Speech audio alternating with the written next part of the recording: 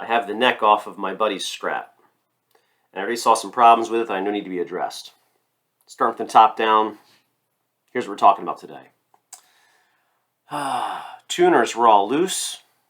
I snugged them on down. I also took them out and put just a little drop of lube in there because these things were really, I feel like the gears were grinding in there a little bit. Working a lot smoother now and they're snug. You don't need to crank down on them tight.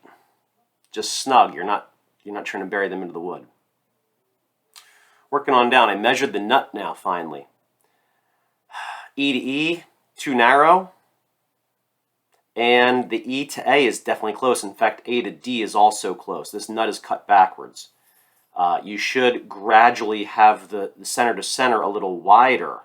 So you have the same distance between the strings. The thicker strings need more distance center to center. So the whole layout just feels a little bit funny. I'm sure that's one of the reasons why, even though this guitar, put together solidly enough, it feels funny in the hands down here. Getting that laid out nicer is going to make a big difference. There's gouges in the frets. There's a gouge in the fretboard. It was dropped at some point. There's gouges in there. I'm not going to stress about that. But I am going to go ahead. It's going to get a nut eventually. What I would do is take the nut out, but I'm holding off for now because once I level the frets and do all that work, I might just want to string it up and play it as is before I put a nut. So it'd be easier to level the frets with a leveling bar. It'd be easier if the nut was not there, and in fact, I'd even take the tuners off. But I'm going to leave it on and just work small strokes back and forth. I'm not looking to take a lot off of these frets. They're vintage size. You can't take much off anyway. So some fret gouges. There's definitely a couple of high frets. Fret 4, 6, 8, 10 were all up on the high side. I'm going to take care of all that. I'll show in 1 minute here how I get the neck straightened to make sure, without any special tools really. It'd be $20 at the hardware store. Without any special tools, get that the fretboard leveled, then the frets can be leveled, and then I'll do some of the other work there. I'm also going to take steel wool to the back.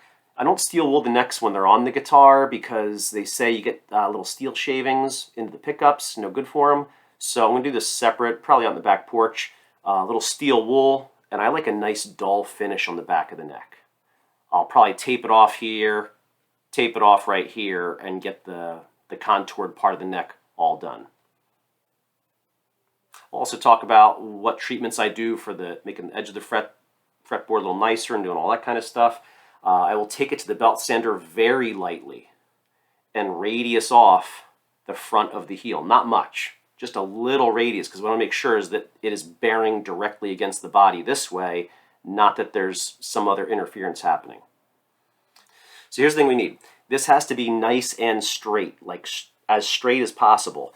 And they sell special things, a notched straight edge to do that. I'm going to talk about a few tools I have and my method for doing this kind of stuff. If you like it, that's great. If not, whatever. Pay no attention to all the junk sitting on the guest room futon. Things I'll use here and there. First of all, Ziploc baggie. You take a guitar apart, put all of those stupid little nuts, bolts, springs, whatever. If you have knobs off, anything, put it in a Ziploc bag. Label it with a Sharpie if you have multiple guitars apart like I do sometimes. One of these guys here, a Vermeer caliper or something like this. I like the traditional normal one. If you have digital ones, that's great too. But this is great for all kinds of fine measurements. You have a depth gauge attached. It's good for all kinds of stuff. These ugly-looking safety glasses are magnifiers. I'm old enough now, we won't talk about my age, but magnifiers make it so much easier to read the fine graduations on a ruler, all that kind of stuff. Use the Vermeer calipers the right way. Like, they're awesome, and they're safety glasses. But the big thing that I want to talk about that I think is unique to my little shop here, that says up. So I bought a piece of aluminum square stock at the hardware store. Doesn't cost much at all. And what I did was I took a nice level, nice flat aluminum level, two-sided tape. I put sandpaper on that. I want to say it was like 320 grit. And I ran this back and forth on the level, which was already pretty darn straight. I made this as straight as possible. And in fact, I ran the level on another level doing that first to make sure the level was as straight as possible. So the idea I have here is a very nice, flat, straight aluminum bar. The side that says up is opposite of the side that I machined down a little bit. So this is my flat side here. And what I'll do then is I'll put two-sided tape on here. I'll put on the 320 grit sandpaper, just a 1-inch thick strip. And it's about 2 feet long, so I put one piece of sandpaper, second piece, and this becomes my leveling bar. Back and forth. Very little pressure. And I'll talk a little more about how I do all that too if you're interested. So again, a couple of bucks at the hardware store, and I have a leveling bar. I also wait to check and see if that neck is straight. They sell these slotted straight edges. We're close enough. We're close enough. I cut 3 little pieces of wire, heavy wire coat hanger, and I lay them on there right about, say, the 13th fret or so, 1st fret, and right about in the middle, like 5th, 6th fret, somewhere in there. Now, if that neck is straight, I can put my flat bar on it, and it won't rock. That's rocking a little bit, means it's higher in the middle. That's how I know that I need to loosen the truss rod and let this neck settle back into position. I backed off the truss rod about a half a turn, and that made the neck pretty nice and straight. Now, the truss rod, by the way, is not a double expanding truss rod. So the looser it goes, it's not going to pull the neck backbone. You just loosen it until there's some slack there, and it got the neck pretty darn straight. Next thing I did, this is really tedious. I mean, it takes 10-15 minutes, but it's tedious. Masking tape and scissors. I try not to waste too much. The way I mask it off is first, run a piece right down lengthwise, and you want that piece to come right to the top of the fretboard, and then wrap the pieces across, parallel with the frets. The cool thing about that is once you're all done, you just peel the blue, and I just had blue and like natural color, neutral color, whatever. No reason, it's just what I had around. When everything is done, you just peel the blue, and it's going to peel all the other stuff with it. So it'll come off pretty nice. It's always a pain in the neck, but that makes it a little bit easier. It's tedious, but I will do all the fret leveling, all the crowning file, all the beveling, the edges, all that stuff. I'll polish it even, and that way you don't get any polish in the fretboard. All that with it masked. So it's a pain in the butt, but now everything can be done, and you're not going to scar up the fretboard. I don't try to cut the tape perfectly to size. I just undercut it, and then I put one that goes to this side and one that goes to this side, and then one that goes to this side, and I just cut them, and wherever they look like they fit, I put them in. These are a pain in the neck, but it's just that insurance policy that makes sure that, hey, when you do it, it's all going to go good. I also have an idea about the nut. One worry I have is that nut, when I replace it eventually, again, I'm not getting to that quite yet, but is that nut going to be flat bottom or is it curved? I think it might be curved. I've never done one of those. I have an idea about making that work though. Because my nut blank, I have a nice nut blank, unbleached bone, but it's just rough cut. It's not, it has to be sized down and everything. And for a fender, it's got to go in that slot pretty snug and go in there the right way. So got all that. Two-sided tape. Again, get yourself a plastic bag. Put your two-sided tape in the plastic bag. So you don't have a big pile of dust all clinging to it. It keeps the tape nice and clean because you need it to be nice and clean so you can make the leveling bar work the right way. So the tape's about a 1/2 inch. I put 2 strips of tape down the whole bar. I cut the 320 grit into 1-inch strips. So there's a 12-inch and then about 8 more inches or so, 12 and 10 inches maybe. And I got my whole bar covered real nice. But you want this thing to be flat, straight, etc. You don't want to mess things up here. Which also reminds me, the other thing we got to say now, now again, this neck came off of like a $300 guitar that's 20 years old. I should have said this before. If you have a vintage instrument or an expensive instrument, or you know what you're doing, stop right now and put the neck back on the guitar, whatever. What I'm doing here is a cheap way to take a cheap guitar and make it better. So keep that in mind, whatever you're doing. If that guitar is valuable, stop and really think about what you're doing. If those frets are already too low, stop and think what you're doing. Use common sense. That's my disclaimer here. Common sense. But anyway, this is ready to level. I'm not going to start it here in the house because it makes a little bit of a mess. The nickel grinds off pretty quick. But the other thing I do is I take Sharpie and I put Sharpie across every single fret. So what I'll start doing then on the back porch is I'll set that neck someplace. It doesn't take a lot of pressure, just basically the weight of this bar and the weight of my hand. And the bar weighs like nothing, it's aluminum. And just back and forth. Just lay it on there and literally just like that. I'm not going to keep going because again it's going to make a mess in here.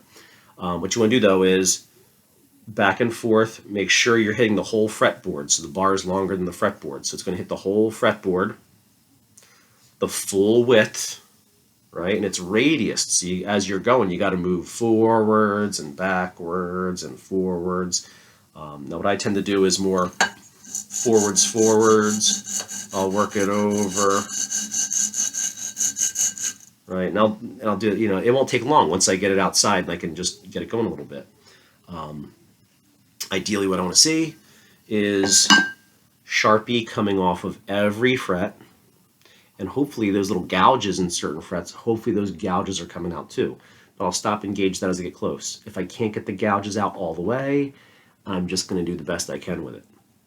Honestly, even if the fret has a gouge, if I smooth it out then with I'll step up to like 800 grit and 1000 grit or something like that. They'll steel wool, and they'll even buff it with my Dremel. I'll do a thing about that.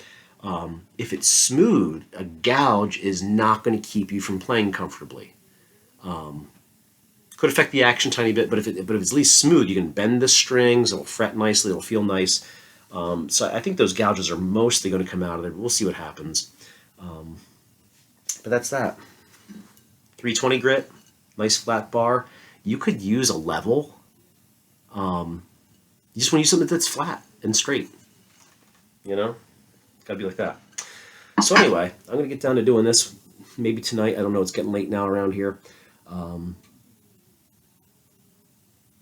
that's probably about it for tonight.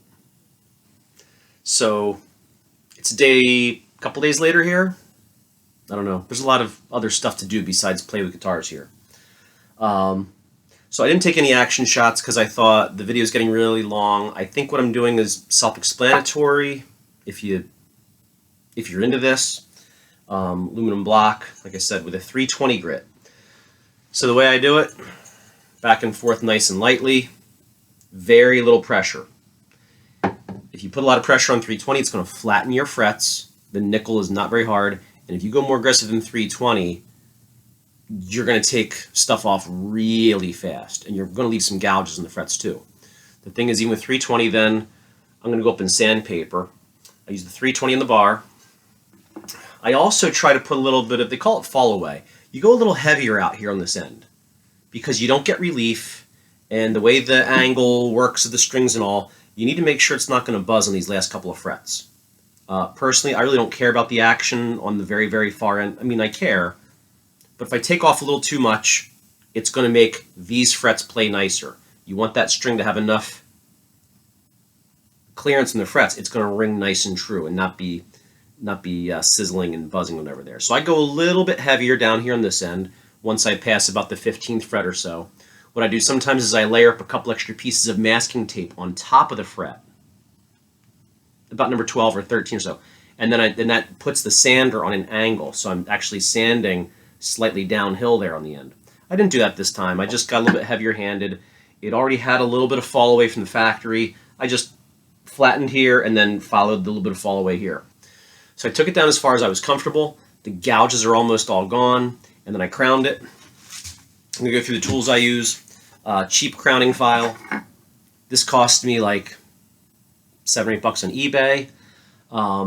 what I do with this, since they are vintage size frets, is I put it down and I pressure it to one side and then I pressure it to the other side.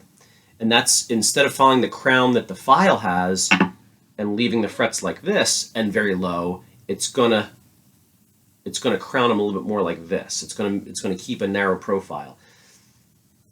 You want the string to make contact just at that top, but you don't want it like this because that'll wear out. You need it to be a little bit rounded, but you do want to be tight. You don't want the fret to look like this, because then where the fret hits, it's not going to intonate right. It's going to be gaining and losing a couple hundredths of an inch vibrating on the fret. So you want it at a point, but a blunt point. You got to play with the file a little bit. The first time you do this, you should do it on some frets you don't care about so much, or extra super jumbo frets that you can mess up and then go back and redo them and do it again. That's my advice. The disclaimer is, if you're messing around with this, you should be doing it on a relatively cheap guitar that you're trying to make better with just elbow grease. So you go across, you crown everything. The frets are flattened, you crown each one, you work your way up and down. You're not looking to take off too much material. Again, when I do that, this video would have been boring, but I'm going to tell you, when I do that, you go over each fret again with Sharpie. And you want to crown it until the Sharpie is just a thin, skinny little line. When you put it on, it's going to be a big fat stripe. You crown it until there's just a skinny little fine line. I leave the fine line. Some people might go until that line just appears. I leave the fine line there. Then, you go, this was 320 grit. The file, I don't know what that is, but it's going to leave some tool marks. What I do is I bump up then to 600 grit. So it looks like this. It's wet or dry, works on metal, whatever. 600 grit, and then this is 1000 grit. You want to basically double the grit every time you go up. So if I start at 300, I'm looking at 600-ish, and then from 600, you go to 1000 or 1200. You can go higher than that. You can go 15, you can go 2000 grit. But here's how I polish it then. Sandpaper, I just wrap it around my finger like this, and I get my finger right up against the fret. So if this is the fret, I come at it from this side, I come at it from this side, and then really gently across the top. I don't want to flatten that down anymore once it's crowned. So just enough across the top that you're removing any tool marks, and then this way, and then this way, every fret. It's tedious. What else do I do at that stage? I bought this little tiny fine file set. It's got a little rectangular file. It's got several others around here somewhere. It's a little set. It's got a little round file, a little triangular. I thought I would do nuts with these fine files. They're not fine enough to do nuts, but they're still useful. With a little rectangular job, I'll get in there on the fret ends, and right in the very end, just a little bevel, a little bevel. A little bit, because this file on that fret end will remove nickel quickly. So I put that little thing on there. That's going to get the frets not crowned, but nicely rounded on the ends. You don't want them too rounded, but you want to take those corners off so you're not going to feel that corner. Between that and then the 600 grit, you run it along the edge.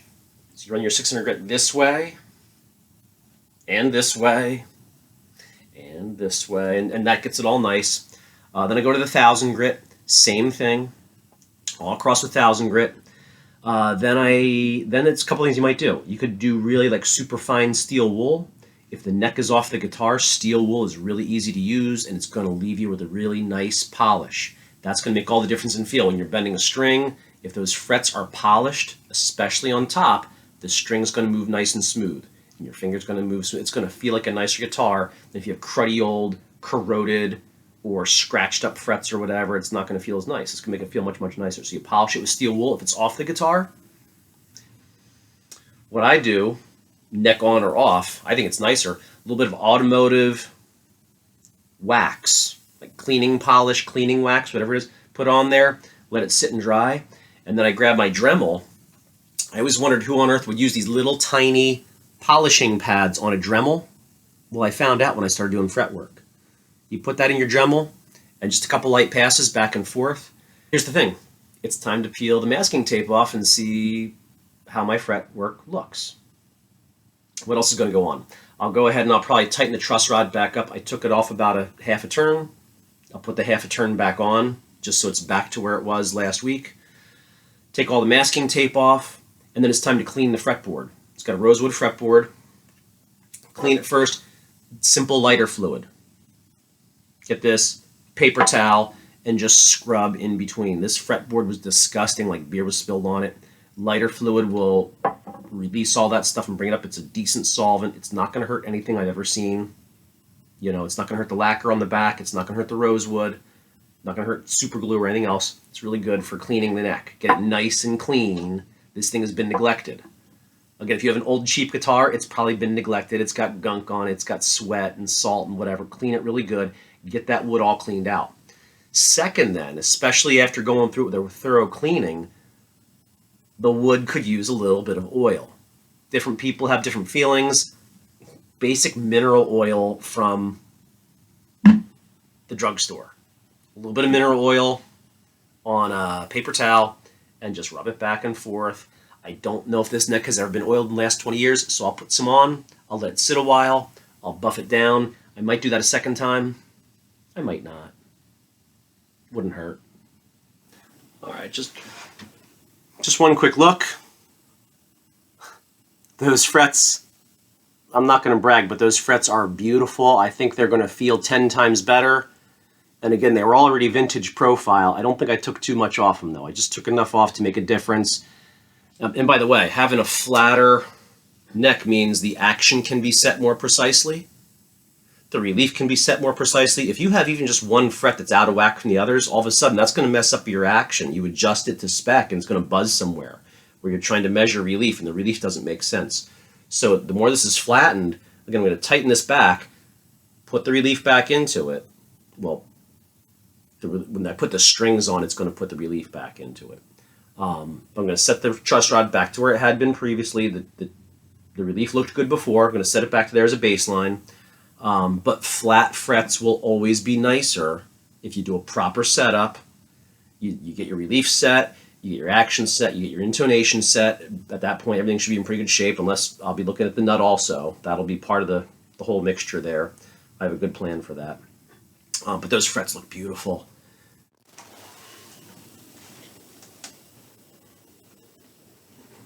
All right, finished product. Looks nice, I think.